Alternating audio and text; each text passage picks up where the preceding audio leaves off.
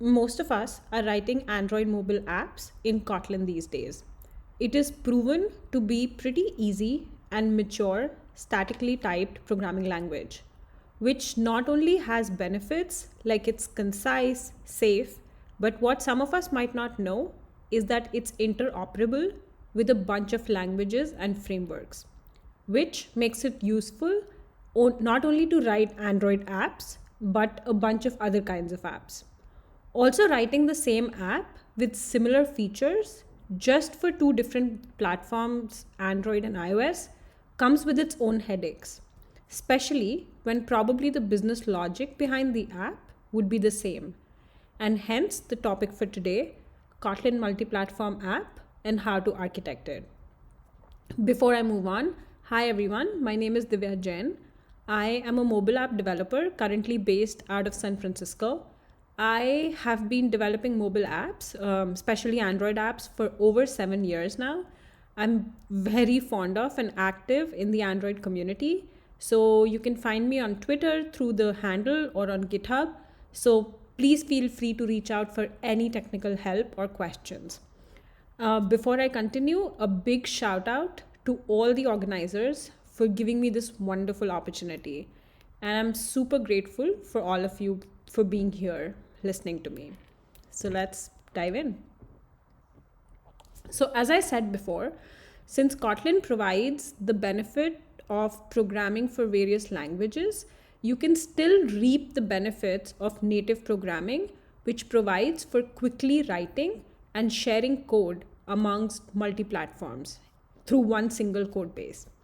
Hence comes Kotlin multi-platform, which is basically an SDK that enables cross-platform development. There are two parts to it. There is Common Kotlin, which is basically platform independent code, which has the language and the core SDK, which will run on any platform. And then there is platform specific Kotlin, and for any code which is platform specific. It is interoperable, so you can access native code and its capabilities.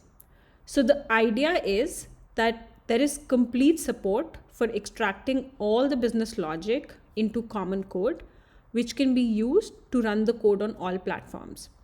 So there is quick development time, easy scalability and maintainability. You can also reuse platform specific code as well if there are any similarities. There is also something called an expected and actual declaration mechanism where you can define an expected declaration in common shared code, and platform source set provides the actual declaration corresponding to the expected one. We'll deep dive into all these and we'll see an insight into how we can quickly and cleanly develop mobile apps for various platforms by writing one single shared code comprising of all the business logic. Now, one thing to note here is that Kotlin multi-platform only lets you share what you want to share, but it is also independent of the UI. So it sort of enables you to independently develop UI in whatever language you feel comfortable. So for example, in Android, you can go down the XML imperative way or use the new Jetpack Compose. Then similarly for iOS, you're welcome to develop UI based on the old storyboard way or use Swift UI. Kotlin multi-platform just facilitates sharing all the business logic. So here's what a newly created Kotlin multi-platform mobile project structure looks like. So as you see, there are three essential components. First is the shared module, which is where you'll end up writing the core application logic for both iOS and Android applications. And this module builds itself into an Android library and an iOS framework, which are used as dependencies in the individual native apps. And this module is built using the multi-platform Gradle plugin. Then you have the Android app, which is the Kotlin module that runs as the Android app on an Android device. And then you have the iOS app, which is basically the Xcode project that runs as an iOS application on an iOS device.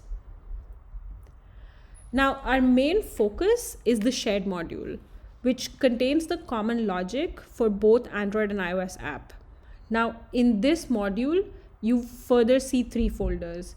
There is common main, Android main, and iOS main. So let's delve deeper into what those are for. The common main, as the name suggests, contains code that works as it is on both the platforms. There are classes, functions, etc., which are not dependent on any platform specific thing. So this is where you'll probably have all the business logic, which can be unit tested since it doesn't depend on any of the platform dependencies, including data and network operations, etc.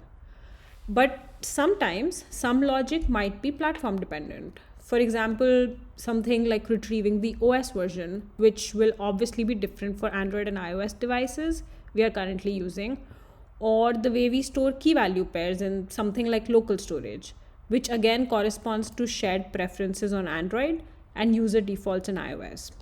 So these kind of cases are handled by something called the expect actual mechanism. So the common main will contain these expect declarations as well. And then it's expected that the Android main and the iOS main folders contains the actual declarations corresponding to the expect ones in the common module. And this will be checked at compile time. So the compiler ensures that every expect declaration has the actual one in the platform specific code. So let's look at a very simple example. Now this is determining what version we might be using. So as we see here, we have the expect declaration of a class platform in the common main, and then we have the corresponding actual class platform in iOS main and Android main when they're with their own specific implementations. Now, couple of things to note here are the expect and the actual has the same name, should have the same name, and should be part of the same package. Now, in order to create a Kotlin multi-platform project, first you would need to install the Kotlin multi-platform mobile plugin. So you can go to your Android Studio, in preferences, go to plugins and search for this one. I believe any Android Studio IDE version 4.1 or above can be used for this. Now, the one great benefit of using this plugin is that it lets you run and debug iOS app as well from Android Studio directly without having to switch over to Xcode again and again. Now, once the plugin is installed and the IDE is restarted, let's create a new KMP project.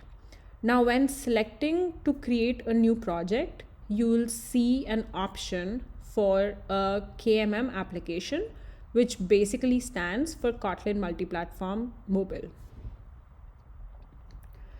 Now, once you proceed, you might come across this screen, which gives you a lot of information about the structure of a Kotlin multi-platform mobile project. So reiterating what we saw earlier, there are two separate app modules, which is the Android app and the iOS app. And then there is the shared module, which shares all logic common to both the platforms. And this shared module is what gets built into the Android app as a dependency or a library, and iOS app as a framework. Now, as a sample app for today's demo, I'm going to show you how to quickly build a very simple app that shows a list of books. By the way, this is a list of 10 greatest books of all times in case we have voracious readers in the audience. So yeah, the app shows the list of books with their names, brief description, and the author of the book. This app is available on my GitHub link, and which is included in the slides. So anyone is welcome to check it out. And here in the next couple of slides, I have screenshots of all the important pieces. Now, first, what we'll need for such an app is a book data model representing its attributes, which are name, description, and author. Now, this is business logic, of course, because it's not platform dependent. So you can create this as a data class in Kotlin. Now, main thing to note here is that it is created in shared module and it's independent of the platform. So all the apps utilizing this model will see the same book structure. Now, next is the books repository. So for simplicity here, I have just created a list of hard-coded books, but in a real-world application, this can be a combination of local storage like database, which is SQLite in Kotlin, or this can also be a place where you would fetch data from a server or any API. Again, the thing to note is that this is business logic and you would want this to be consistent across platforms. Because whether it is your iOS app or Android app, you would want to see the same list on both the platforms, right? So hence, we would also put the repository and the whole business logic in shared module. Now we already have the data and the logic to retrieve that data in place in the shared code. Now all that's left is displaying this data in a list. So now this is a UI which is platform specific. So we would move to Android app and implement the code to display a list, which is what you see here. This is the code to show a recycler view with its adapter. All the Android developers are already used to writing this code. But again, the important thing to note here is that the data for the recycler view is coming from the book repository, which resides in the shared module. And overall, there is clear abstraction of all the business logic. Now let's move over to the iOS UI. So just a disclaimer, I have never done iOS development before. And the Xcode project that gets created with this multi-platform mobile app is usually a Swift UI project. Now, for people who might not know, Swift UI is very similar to Jetpack Compose. It's a declarative UI framework where you're again describing the UI and there is underhood functionality to lay it out on the screen. So it was a bit of a curve to learn Swift UI, but I feel it's still easier and faster development-wise. So what you see here on the screen is the only code you need to write to display the list. So as you see here, there is a navigation view, which under it has a list, the data for which is again coming from our book repository, which resides in the shared module. And for every book, we are passing it to the book row, which puts the name, description, and the author in the way we've described.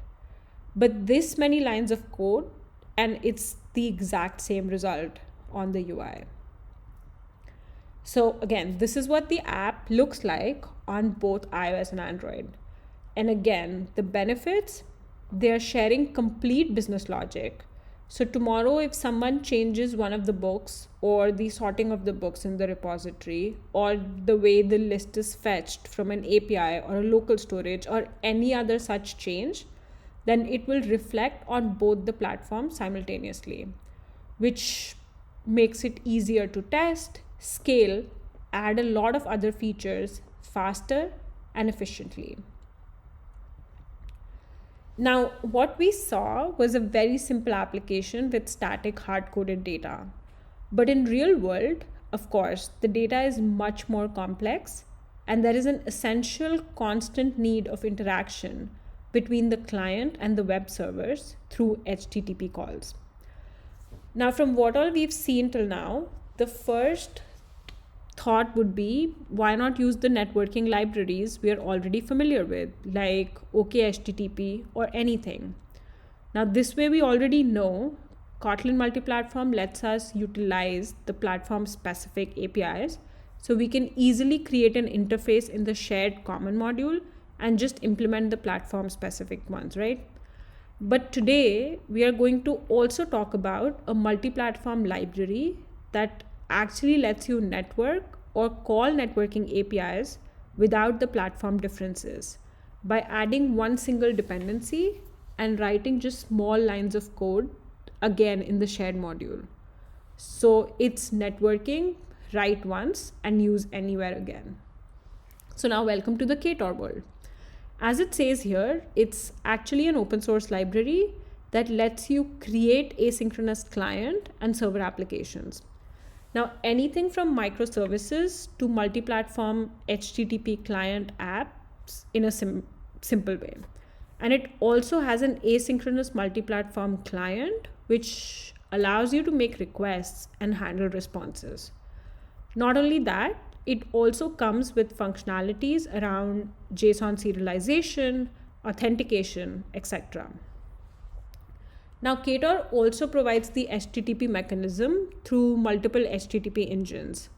So there will be a common module and then platform related engines which processes those requests. For example, if in the book app we want to integrate API calling ability, we would add the dependency for Ktor by using the OKHTTP engine it provides for Android and the iOS engine it provides for iOS. So now once the dependencies are added in common main, you would want to create an HTTP client by calling the constructor as shown above. And then based on the dependencies added in the build script, one of the engines which is available to Ktor will be selected at compile time. If Ktor can't find an engine, maybe because of the platform or the dependency discrepancy or something, it will throw a runtime error. So here I wouldn't go deep into the implementation, but basically after the client is created, you can actually just make HTTP requests through suspend functions and coroutines in the common main shared module itself. And once you get a response, you can handle the response again in the common module itself before presenting it to the platform specific UIs if you need to. Again, a couple of things to note here is that it would still require you to ensure that each of the apps has the necessary permissions. For example, the internet permission. Now, also since Ktor is built around coroutines, you would have to ensure to call the functions to make the HTTP request, etc. through scopes, as in how suspend functions work. And in iOS, there are equivalent callback mechanisms. There are great examples of Ktor integration with Kotlin multi-platform available on GitHub, so I would highly recommend to check it out. But the whole idea is that it lets you easily network without the platform specific overhead. So another great way of encapsulating all the networking and data logic away from the Android and iOS and other platforms into the shared one. So again, UIs sort of become dumb and show the exact same thing irrespective of the platform. Now let's briefly summarize how a Kotlin multi-platform mobile app looks like with a clean architecture. Now, I don't think I need to emphasize the importance of architecture behind an app. Clean architecture always ensures that the app is scalable, maintainable, easily testable, ensures a consistent and efficient user experience, etc. So, for a KMM app, there are all these different modules. There is domain, where you'll have all your data classes and models. There is data source, which is sort of following the repository pattern. It can be a local cache like SQLite or network source, where, as we saw, we synchronize with web servers through Ktor to get data from APIs. Then you have your use cases and different user interaction handlers. But all this is business logic, which is abstracted and shared through pure Kotlin in the shared module. So this constitutes the business layer, which has nothing to do with the platforms. And then below, you have the platform specific UI or services, etc., which is where the native UI development comes into place, depending on what platform it is. Now, before I conclude, I would like to reiterate why Kotlin multi-platform and what are its benefits. Just because there is shared business logic and a single code base for it, as you can realize, there are significant savings. Writing the code once and reusing on multi-platforms has its own beauty. It enables much faster development and cost savings. Another very important thing is that it's easily debuggable.